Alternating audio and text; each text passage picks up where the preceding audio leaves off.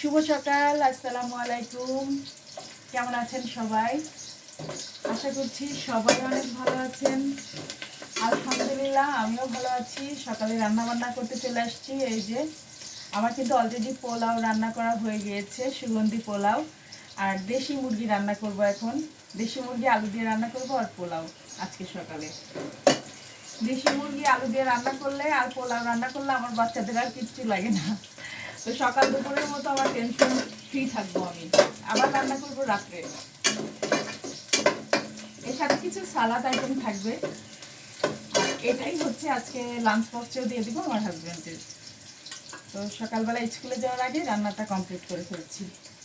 এই যে মাংসটা ম্যারিনেট করে রাখছিলাম, এখন দিয়ে দিচ্ছি পেঁয়াজ ভেজে নিয়ে। অনেক বড় একটা মুরগি ছিল এটা, দেশি মুরগি। ওয়েট প্রায় 3 কেজির কাছাকাছি।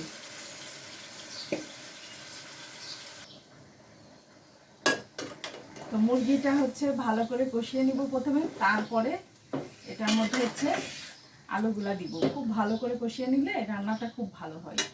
যে কোনো রান্নায় যখন মশলাটা ভালো করে কষিয়ে নেওয়া হয়, তরকারিটা ভালো করে স্টেপ বাই স্টেপ কষিয়ে নেওয়া হয়, তখন কিন্তু রান্নাটা খুবই ভালো হয়। আর আমার কুকিং চ্যানেল গৃহসুখনে আমি বিভিন্ন রকম রান্নার রেসিপি দিই এবং সেগুলো খুব সহজভাবে আপনাদের কাছে তুলে ধরার চেষ্টা করি। তাই যারা আমার cooking channel, YouTube cooking channel গৃহসুখনে এখনও পর্যন্ত যাননি, তাদেরকে রিকোয়েস্ট থাকলো একবার হলেও ঘুরে আসবেন আমার কুকিং চ্যানেল গৃহসুখনে। অনেক অনেক সুন্দর সুন্দর রান্নার রেসিপি আছে এবং খুব সহজেই আমি রান্নাগুলো আপনাদেরকে দেখানোর চেষ্টা করি।